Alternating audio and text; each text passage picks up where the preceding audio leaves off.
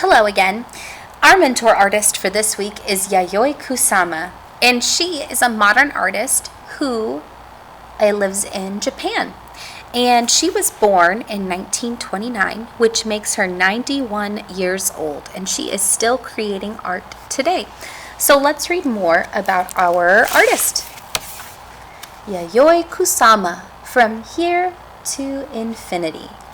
Now remember, this is a biography. It is a book written about someone, but it's written by someone else.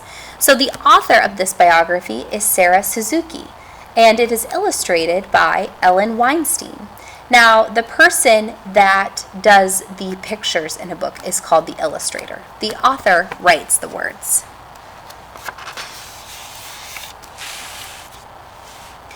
Yayoi Kusama was born in the country of Japan, on the island of Honshu, in a town called Matsumoto City. An old place made of wood and stone overlooked a moat where swans swim. The streets were lined with little shops, and snow-capped mountains rose in the distance, swallowing up the sun as it went down in the evening. Yayoi's family owned nurseries where all kinds of flowers and vegetables grew, and workers tended to the plants as they matured from seeds to sprouts to stalks. But Yayoi yearned for a different life.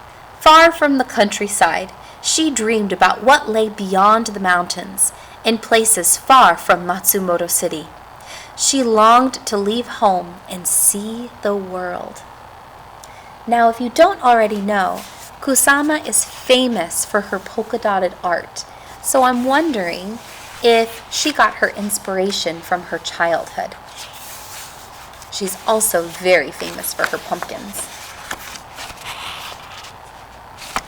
Yayoi's mother wanted her to stay home and learn old-fashioned manners, how to dress elegantly, walk demurely, eat politely, and find a proper husband.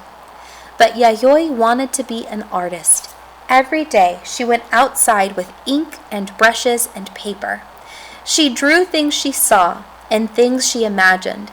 She looked closely at the pebbles that lined the riverbed and at the leaves and stalks of plants, and she drew them as chains of tiny cells that looked like dots.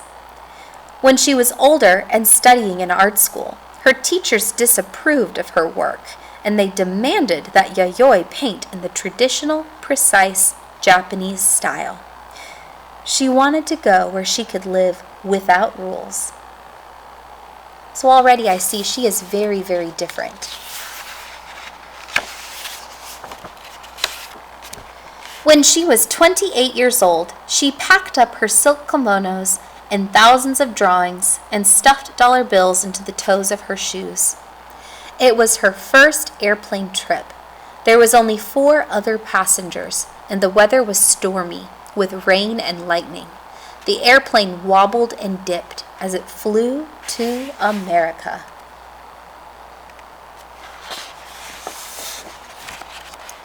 In New York, Yayoi went to the top of the Empire State Building, the tallest building in a city full of tall buildings.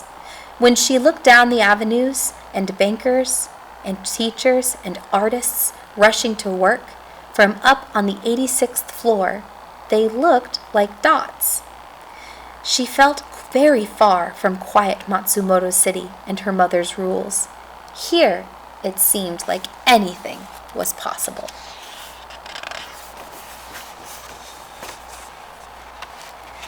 Yayoi set about turning her drawings of dots into paintings. The dollar bills that she had brought to America quickly ran out, and she spent what little money she had left on paints and canvases. She worked day and night.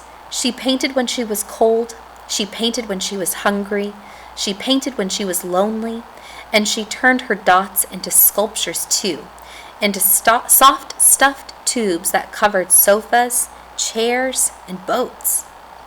She was devoted to her dots.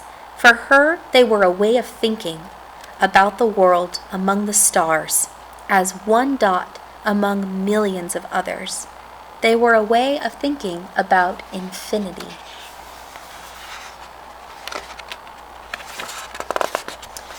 Sometimes, when she grew frustrated, she visited the Museum of Modern Art. She gazed at paintings by other artists, and she thought about why and how they were made. She looked at pictures of dancing girls and swirling night skies, trying to solve them as if they were puzzles.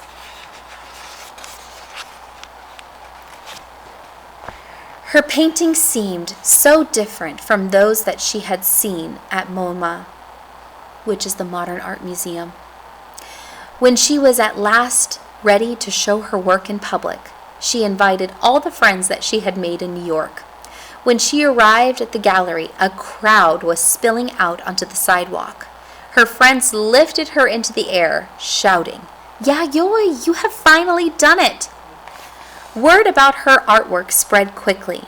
Her friends told their friends. Newspapers wrote about her work, and reporters clamored to interview her about her dots. Now she began to show them in other cities all over the United States and Europe.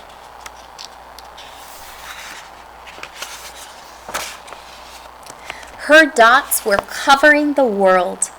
They appeared in Venice as thousands of dot-shaped mirrors scattered over a big green lawn. On a pumpkin, on a pier,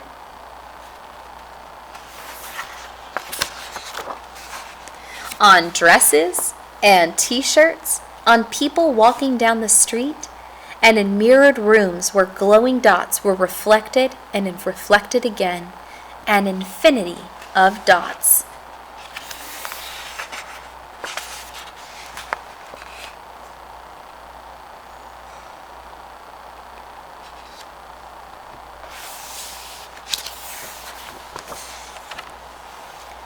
Having visited many countries all over the world, Yayoi returned to Japan.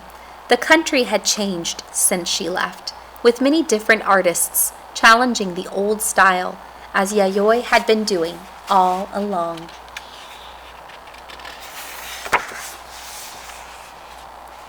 She still lives in Japan and continues to paint her dots every day. This looks like the river she grew up by, all the way to where she is now. So here are some artworks by Yayoi Kusama.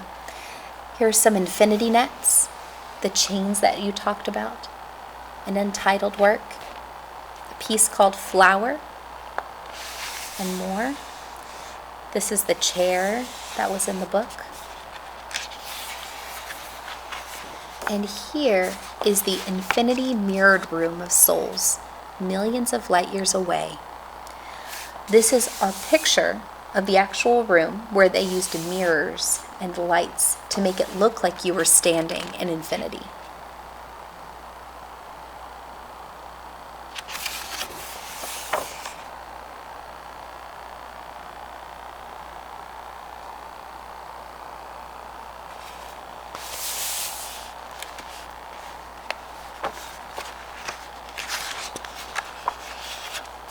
And here's a photograph of Kusama.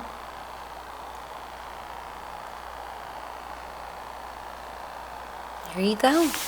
I hope you enjoyed this book. I think it is just so bright and happy, just like the artist herself. She did a lot of amazing art pieces, and that's why I thought she was a great mentor artist for our pumpkins this week. I can't wait to see the amazing things that you do, and I hope you enjoyed the book today. I'll see you next time. Bye!